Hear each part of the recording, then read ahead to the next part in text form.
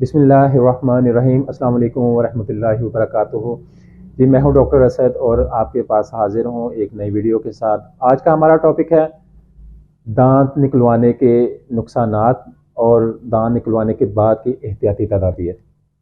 देखें, दांतों को निकालने के नुकसानात ही नुकसानात हैं, इनका फ़ायदा तो कुछ भी नहीं है। लेकिन जब एक दांत ख़राब हो जाता है ना, तो उसके लिए ये ज़रूरी होता है कि हम उसका ट्रीटमेंट करवाएं, उसकी रूट कनाल ट्रीटमेंट करवाएं। करवाने के बाद उसको आप जो है ना होल वगैरह करवा के, क्राउन करवा के आप उसको बचा सकते हैं। लेकिन बाज़ औक़ात दांत इतना ज़्यादा ख़राब हो चुका होता है, इतनी ज़्यादा उसमें इन्फेक्शन होती है जिसमें रूट कनाल के चांसेस ना होने के बराबर होते हैं, या समझ लें कि उसकी कामयाब नहीं होती।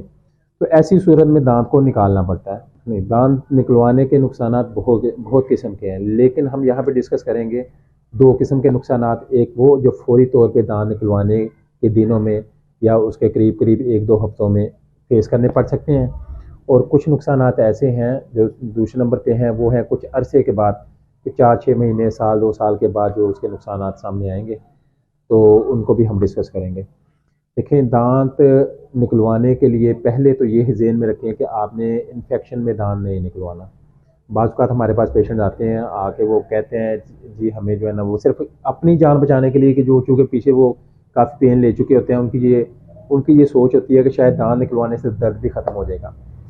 लेकिन ये बात हमेशा याद रखिएगा कि इन्फेक्शन हो ज़्यादा, दर्द हो ज़्यादा, तो उसमें दांत निकालना ठीक नहीं है।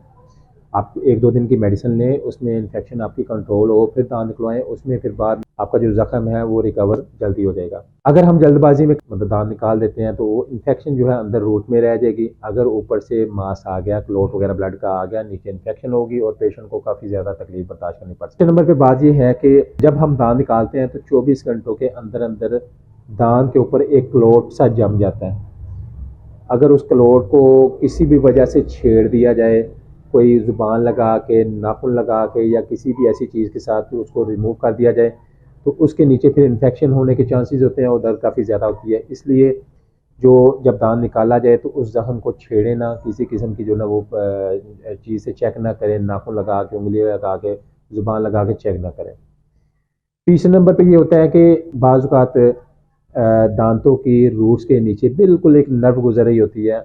अगर वो प्रेस हो जाती है, या मतलब इंजेक्शन लगाने से वो प्रेस हो जाती है, या दांत निकालने से प्रेस हो जाती है, तो उसमें बाज़ औक़ात आपका मुंह का कुछ हिस्सा कुछ दिन के लिए या कुछ अरसे के लिए सुन्न हो जाता है। वो कोई नुकसानदेह बात नहीं है, वो एक स्ट्रक्चर ऐसा है जिसके नीचे रूट गुजर रही होती है, और रूट गुजरने से जब उसको दांत को रिमूव किया जाता है, वो प्रेस हो जाती हैं, या वो नर्व थोड़ी सी वहाँ से डैमेज हो जाती हैं, जिसकी वजह से आपको कुछ हिस्सा ऐसे लगता है कि आपको जो है उसमें सुन्न हो रहा है। दूसरे नंबर पे आपको ये बात कर महसूस होता है कि उसमें दर्द जो है ना वो थोड़ी नॉर्मल रूटीन से ज़्यादा होती है, तो उसके लिए कुछ दिन की मेडिकेशन ली जाती है, उसके बाद मामला ठीक हो जाता है। तीसरे नंबर पे बात यह है कि बाज़ औक़ात हम दांत निकलवाने के बाद कोई ऐसी चीज़ों का इस्तेमाल कर लेते हैं जिसमें जो है जैसे चावलों का इस्तेमाल कर ले, या ऐसी चीज़ें जो रेशा बनाती हैं, इन्फेक्शन पैदा करती हैं, या मेडिसिन प्रॉपर नहीं लेते तो उससे इन्फेक्शन हो जाती है। उस इन्फेक्शन के साथ मुंह में स्वेलिंग आ सकती है।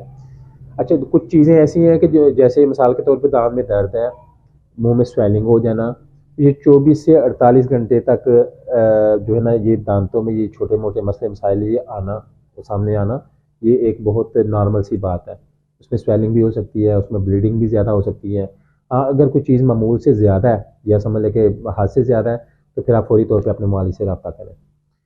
ये कुछ नुकसानात थे जो कि मैंने आपको बताया दांत निकालने से पहले या निकालने के बाद जो है ना वो सामने आ सकते हैं। अच्छा, इसके बाद हम उन नुकसानात को देखते हैं जो कि आपको दांत निकलवाने के कुछ अर्सा के बाद आ सकते हैं। होता यह है कि जब हम दांतों को रिमूव कर लेते हैं, रिमूव करने के बाद ये देखें, ये दांत हैं आपके, इसमें से आपने अगर एक दांत रिमूव कर लिया, कुछ अरसे के बाद क्या होगा कि यहाँ पे हल्की हल्की ऊपर वाले दांतों की फोर्स लगना शुरू होगी। इस फोर्स लगने से दांत टेढ़ा होगा, यहाँ पे दूसरे दांतों में स्पेस आएगी, उस स्पेस के साथ उसमें खुराक फंसना शुरू होगी, वो दांत भी गलना सड़ना शुरू कर देंगे। तो ये दांत को रिमूव करने के ये फौरी नहीं होता, लेकिन इसे कुछ साल लग जाते हैं, उसमें 3-4-5 साल भी लग सकते हैं। ये फौरी ये नुकसान सामने नहीं आते। और इसी तरह से जो ऊपर वाले दांत हैं, वहाँ से जो दांतों का ये एक अलाइनमेंट है, यहाँ से दांत नीचे आना शुरू होता है और नीचे वाली स्पेस जो है ना उसको कवर कर लेते हैं। लिहाजा जो ना दांतों की जो है ना अगर आप कोई दांत निकलवा लेते हैं या कोई ऐसा मसला होता है तो उसे फौरी तौर पे लगवा भी लें ताकि ऐसे किसी नुकसान से आप बच सकें।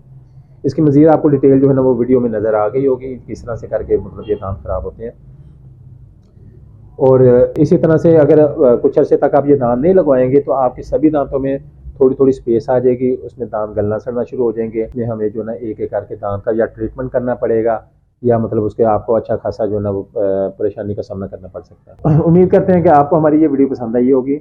अगली वीडियो में हम डिटेल से बताएंगे कि दांत कितनी किस्म के होते हैं और उनके जो है ना कौन से ज़्यादा मुफीद हैं और कौन से कम मुफीद हैं, कौन से किस क्वालिटी के हैं, आपके लिए कौन से सूटेबल ज़्यादा होते हैं, वो इस बारे में हम तफसीली गुफ्तगू करेंगे इंशाअल्लाह। अस्सलाम वालेकुम व रहमतुल्लाहि व बरकातुहू।